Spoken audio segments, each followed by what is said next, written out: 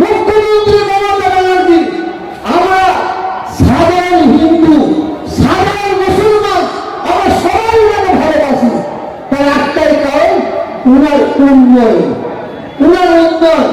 উনাকে আমার মনে হয় উনার পাশে যারা আছে উনাকে মিসইউজ করছে, উনাকে মিসইউজ করে এই বাংলাকে উত্থান করার চক্রান্ত করছে। আমি মনে করি আর বেশি বক্তব্য রাখবো না। আমি আপনাদের এখানে অনেকক্ষণ বসে রেখেছি, অনেক মা বোনেরা কষ্ট পেয়েছেন, বাচ্চারা কষ্ট পেয়েছেন। আমি আপনাদের কাছে এর জন্য ক্ষমা চাইছি।